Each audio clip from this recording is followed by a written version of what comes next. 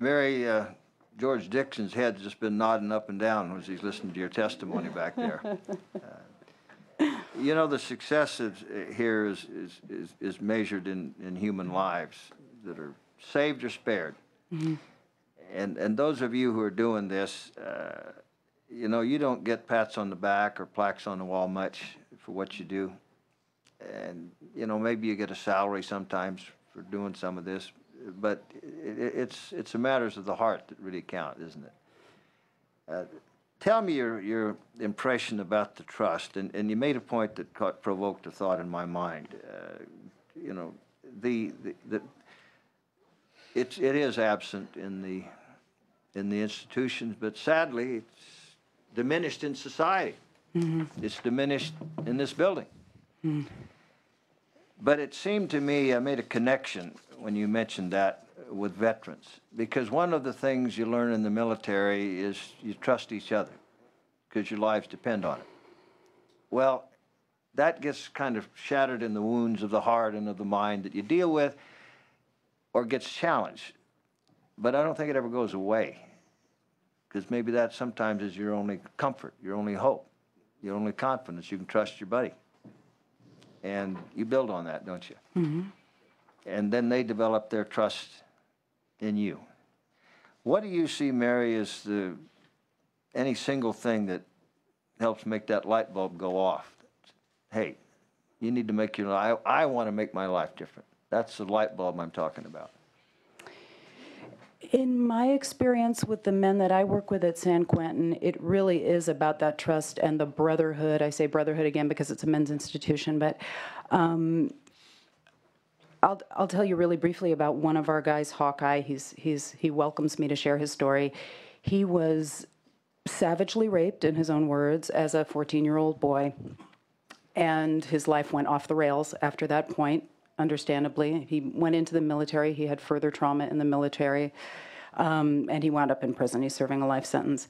And the trauma of that horrific childhood trauma that he suffered is, you know, you don't talk about that so much in prison. It can make you vulnerable to present yourself as someone who's gone through that. And he's been in prison for, I think, 32 years now, never spoke of it. Joined the very first pilot group that Ron Self began, and showing bravery, I mean, amazing courage, he shared his story. It was, the silence in the room was palpable, and then his fellow vets in the group stepped forward to support him. And he continues, I bring him up because he talks about it as being able to share that saved his life, not just in unburdening. And he literally was suicidal. He says that very literally when he's not just in the unburdening, but what he realized when he told that story is that then this guy came forward and told his story. And then all of a sudden the climate in the room wasn't the same mistrustful climate that you have in the rest of the prison. And the trust is fundamental to healthy relationships, and healthy relationships are fundamental to healthy everything, right? So what he found, and I think what I've come to understand through working with this program too, is that, and that's why we're veterans healing veterans, it heals oneself to help someone else in that way. So this opportunity to talk openly and honestly about oneself in a confidential environment, and to take those very tentative steps to building that trust, I think is just fundamental to rehabilitation. Mary, thank you for your testimony today and being here today. I know we have some other veterans who would like to come up and speak. If you would do so, please. Thank you so much. Thanks, Mary. And we do have a number of chairs up here. You can fill them up, and then maybe with those who get done could then get up, and we'll get some more folks coming up. Go ahead. Hi, is this on? Lorraine Ploss, State Legislative Chair for American Veterans. I just wanted to come up and just support everything that's going on here today and ask for full funding for the CVSOs. But I would just like to add my own personal note. When I was a vet and my spouse, we were both discharged in the early 80s, we moved to Northern California, up where you're from, sir. and furthermost regions of Northern California. And the VA help was relatively non-existent. So when you hear the reports from Miss Hannah Williams from Butte County, and you hear that she's still struggling. She's new in her job, but it's remained the same essentially for 35 years. It's very difficult to hear this. So it's good to hear that these remote areas are starting to get some help. I was just wondering if we can't just bill the VA or the federal government for everything that California is doing. But anyway, this year AMVETS designed our legislative platform, and our very first item is to support the County Veterans Service Officer funding. Very good. Okay, Thank you. please. Yeah. Colonel Lorna Grease, I represent Military Officers Association here in California. We fully endorse this bill. I mean, we support it all the way. I was also a nurse in Vietnam in the 60s, and after a 30-year career, I came home just ready to start life again, and I was having a good time. Didn't even think about being a veteran or benefits. 4 years ago, I was diagnosed with a very serious Agent Orange caused problem, and I didn't know where to go. I hadn't even looked. The County Veterans Service Office helped process the paperwork, and I'm eternally grateful to them for their help. Very good. Sir, you've come all the way from Monterey. Yes, my name is William Ziegler. I'm a veteran from the United States Army. I was in 77 and 87. We're mentioning how the Army is so much different than the veterans now getting out in 2000. I'm a service rep for Monterey County. I just want to reiterate about the incarcerated vets and the challenges we have in the prison. Most of them are basically getting examination and getting the evidence to the VA. And specifically, we're talking about DBQs, disability questionnaires, which are signed by doctors, which are actually diagnosis. And the mental ones are usually easier to do because we have Scott Johnson. He's a psychologist at Salinas Valley, California State Prison, and he could do those type of things, especially for prisoners who have PTSD. Also at the prison, we have like 2 Vietnam vet, one of which is 100%, and which is kind of difficult because these guys, most of the cases are never going to get out. But what it does do, especially a guy 100% or at least get 10% because of California, or 0% technically, for the fee waiver, it helps the veteran children, and they still feel they can help their children. They feel real responsible, and they're contributing to their family. Everybody mentioned about the fact that even if they're prisoners, they're veterans. And it is so true. Their face light up when we come and talk to them. Whatever they did, it doesn't really even matter. Whatever they were, it really didn't matter. One thing that did matter in our relationship is that they're veterans, we are veterans. And that goes a long way. And we go to prison often. We get claims. And one of the most important things we wanted to do is try to figure out a way to streamline the information from the prison to VA. And one of the things that could possibly help is video conferencing, that type of thing. My boss, George Dixon, said he brings his laptop in, and it's a great help because we can actually see their claims in real time. So the only thing I'm going to end this right here, just if we can find a way to get the information, streamlined information from the veterans, information to us and to VA. And that's it. Thank you. Please. Well, sir, my name is Gary Brook. Thank you for this opportunity. I'm a 21-year veteran of the United States Air Force, retired in 1995. Put in my claim at that time, however, I did not receive my compensation until just within the last 4 years at 100%. Thanks to the CVSO, particularly Ted Puntillo, not understanding all the paperwork that was involved, the quagmire paperwork to go through, not understanding exactly what I was entitled to, not understanding what PTSD really was, not understanding why I woke up in the middle of the night screaming in Arabic, not understanding the nightmares that I would have and everything of why that was. But Ted directing, writing to my doctors, letters to my doctors, personally writing letters to my doctors, and getting me the help, sending me to University of California at San Francisco, going through electroconvulsive therapy, undergoing and taking 16 psychotropic drugs. It has not only affected me, it's affected my family. My son, as a result of me and the things that I put my family through, has sent him to psychiatric treatment, being locked up twice for psychiatric treatment recently. But it's the CVSOS offices who not only helps you get the monetary compensation, but most importantly, the help that you need as a person also. And they need the monetary support to help fund these offices.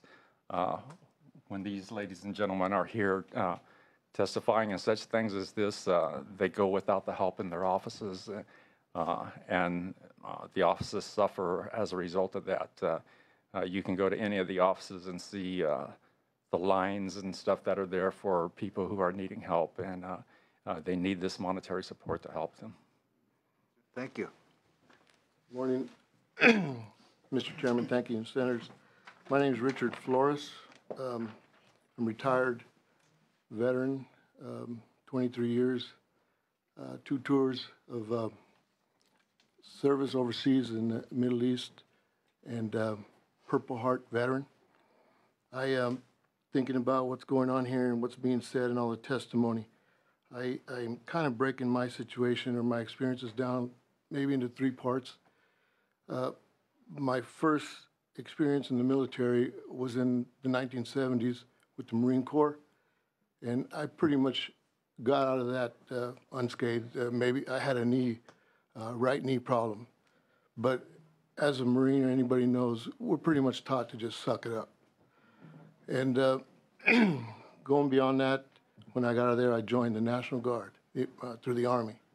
I was activated for the first Gulf War, and pretty much made it through that, other than feeling a lot of joint pain and pretty much feeling that I was beat up.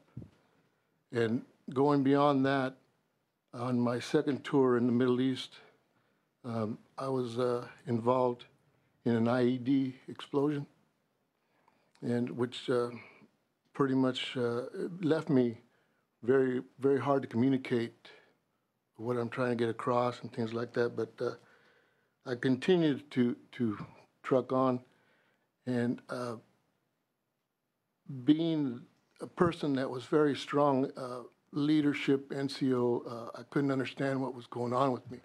I had a lot of trouble communicating, sleeping, pretty much what everybody is saying. There's problems with them. I wasn't aware of the Veteran Service Offices the first 2 times, pretty much. But the 3rd time, my wife and I, we contacted Veteran Service Offices, particularly Ted Until, and Ted made me feel it was okay to express hurt and feelings that things that were happening to me. He set up everything that I need. He had a plan, which I couldn't have done it by myself. He set up everything that my wife and I needed as far as getting to the right doctors, psychiatrists, whatever the situation called for. During this time, I was diagnosed with PTSD, traumatic brain injury, degenerative joint disease, and other problems that were, come along with being in the military for 23 years and climbing up and around trucks and stuff. But I didn't know any of this stuff until he directed me with a plan to see the right people. And I just want to say that all the time that I was in, I didn't know what was going on with me. Okay, and recently, because of the help of the Veteran Services, I've just recently been diagnosed with, not recently, but all my diagnoses, I became 100% disabled also through unemployability. And I would say that I would have not been able to do any of this on my own. I received help from the VSO, and it felt like when I contacted him, my wife and I, it's just like a big weight was lifted off my shoulders. And I don't know how I would have done it.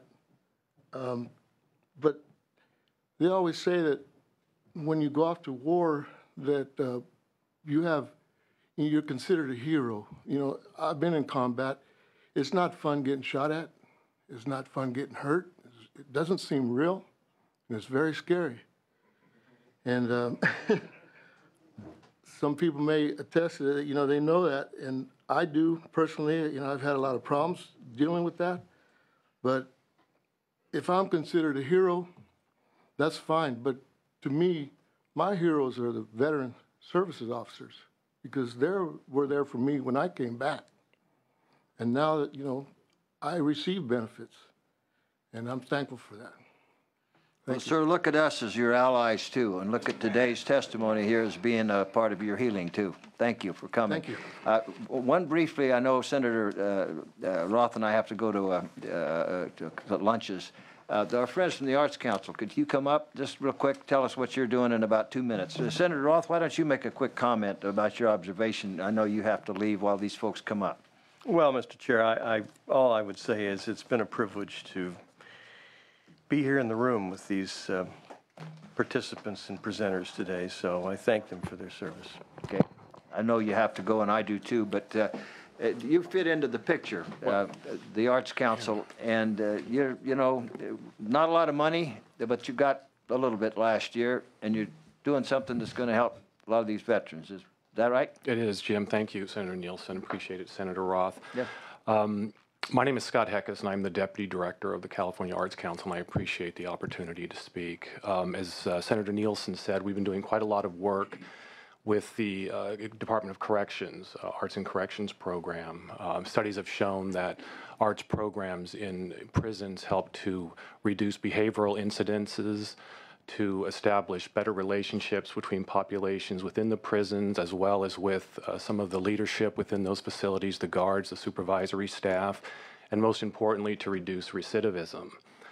Kristen is our legislative director, and we decided to come today because not only of the support that we received from Senator Nielsen, but with the monies that we received for the current year, the increase that we received, we're actually launching a Veterans Initiative in the Arts that actually launches on Thursday as a grants program between local arts agencies that are required to partner with local service providers that provide services to active military, veterans, and their families. And so this is something that we anticipate will provide some very excellent stories that we can share, and hopefully will be an initiative that we can continue to do with sustained monies. It was built off of some of the efforts of the National Endowment for the Arts in Washington, some of their work that they've done with veterans, as well as with the California Council on the Humanities. And it was one of the things that we decided as the council leadership that we must focus on with this increased money because of just some of the important issues that our veterans are facing. And I have to say that I was very honored to hear the testimony today. It really was very helpful for me, since I'll be working with some of the local arts agencies on some of their partnering and some of the issues that they'll need to be aware of. And so I thank you, Senator Nielsen, for the opportunity to speak. You know, that was, Scott, one of our ideas when we talked about it, me encouraging that we don't want to just rehabilitate in prison, but local arts programs can be therapeutic and helpful to those when they get into the community. Well, ladies and gentlemen, thank you for your time and participation today. Our members, most of us are on the Budget Committee, so it's helpful, and we want you to continue to communicate with us. It's been a very constructive hearing today. Thank you for being here. Senator Roth, thank you for being through the whole hearing.